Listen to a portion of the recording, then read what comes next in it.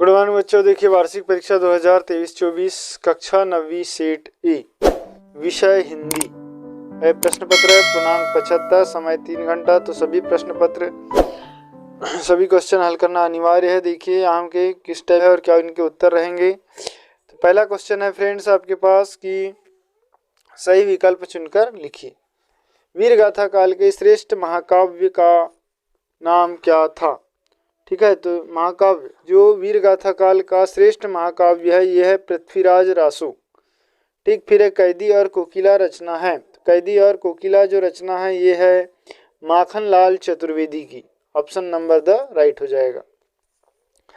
इसके बाद काव्य के भेद माने गए हैं। तो काव्य के कितने भेद माने गए हैं। काव्य के 2 भेद माने गए हैं। ठीक, फिर है झूरी के साले का नाम था। तो झुरी के साले का क्या नाम था फ्रेंड्स। इसका उत्तर आ जाएगा गया। झुरी के जो साला है इसका नाम था गया। फिर विचार विनिमय के माध्यम को कहते हैं। विचार विनिमय के माध्यम को भाषा कहते हैं।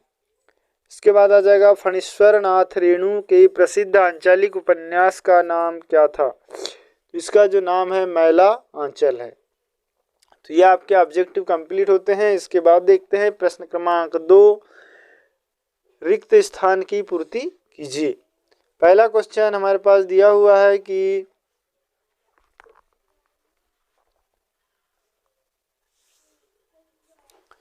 रिक्त स्थान की पूर्ति कीजिए। कवि रसखान बार बार खालिस्तान में जन्म लेना चाहते हैं। तो यहाँ खालिस्तान में आ जाएगा ब्रज गोकुल। ठीक है, ये ऑप्शन नंबर फर्स्ट आ जाएगा, ब्रज गोकुल में जन्म लेना चाहते हैं। दूसरा है कविता के शाब्दिक अनुशासन का नाम खालिस्तान है। तो कविता के शाब्दिक अनुशासन का जो नाम है वो है छंद। ठीक है, पहले नंबर वाला। फिर है अर्थ अलंकारों में चमत्कार खालिस्तान के कारण होता है। तो ये अर्थ के कारण होता है, बीच वाला। फिर चौथा महादेवी वर्मा के बाबा उन्हें खालिस्तान बनाना चाहते थे। तो महादेवी वर्मा के जो बाबा है उन्हें विदुषी बनाना चाहते थे।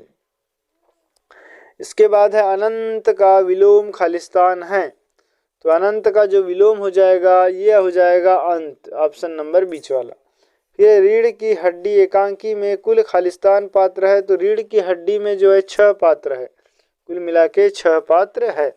तो इस तरीके से आपके खालिस्तान कंप्लीट होते हैं। यदि वीडियो अच्छा लगा तो प्लीज़ इसे लाइक कर ले, चैनल को सब्सक्राइब करें और बेल आइकन की घंटी को जरूर पेश कर दे। नेक्स्ट क्वेश्चन देखिए, प्रश्न क्रमांक 3, निम्नलिखित कथनों के समक्ष सत्य और असत्य लिखिए। तो पहला वाक्य हमारे पास दिया है कबीर एक समाज सुधारक थे। तो ये बिल्कुल सत्य आ जाएगा।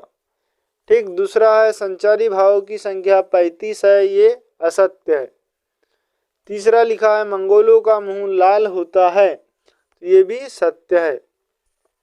फिर है कहानी गद्य की गौण विधा में आती है। तो ये असत्य हो जाएगा। ठीक, फिर भूपति में ती उपसर्ग है। तो ये भी असत्य है। ती क्या है, प्रत्यय है। फिर लास्ट 6वां क्वेश्चन दिया हुआ है लेखिका मृदुला गर्ग की तीसरी नंबर की बहन का नाम चित्रा था। तो ये बिल्कुल राइट है। तो ये सत्य असत्य आपके कंप्लीट होते हैं। अब अगला दिया है सही जोड़ी। तो सही जोड़ी में देखिए ललध्य ललधद। तो ललधद जो है ये कौन है, कश्मीरी कवित्री है। ठीक है, तो ये आ जाएगा 6 वाला ललध्य, कश्मीरी कवित्री। फिर है सवैया।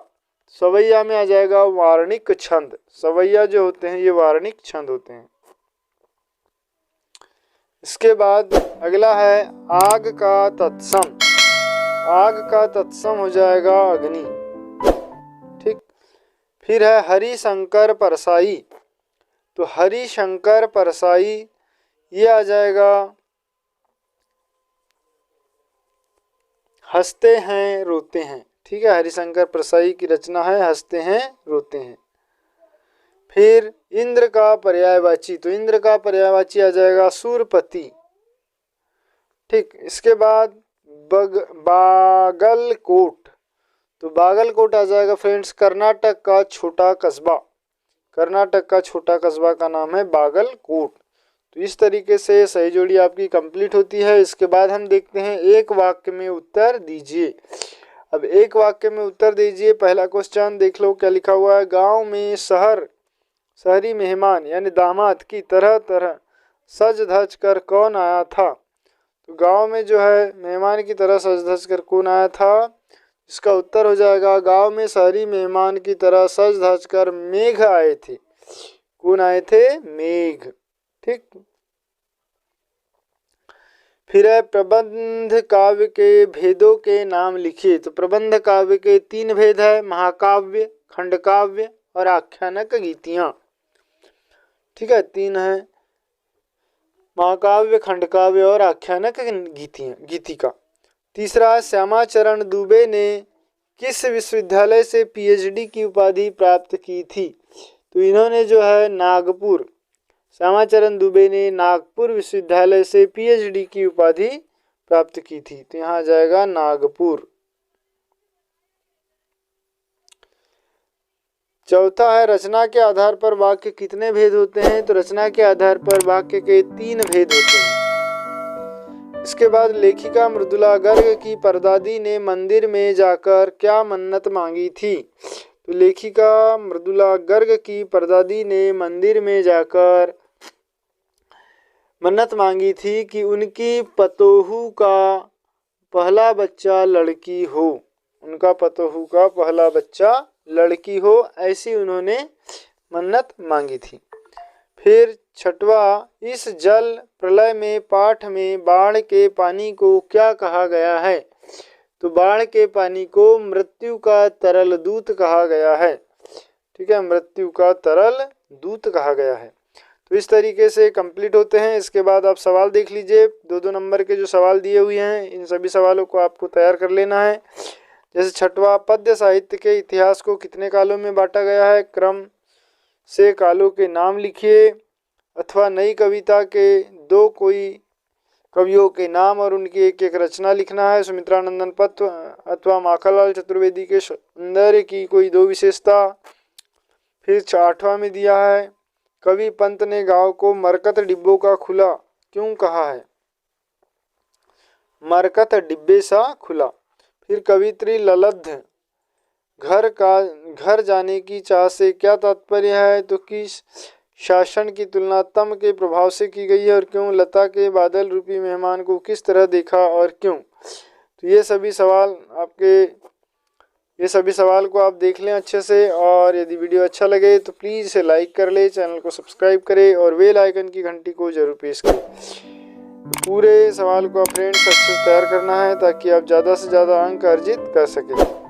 ठीक है, और इसी प्रकार की वीडियो देखना चाहते हैं तो प्लीज़ चैनल को सब्सक्राइब करें, बेल आइकन घंटी को जरूर प्रेस करें तथा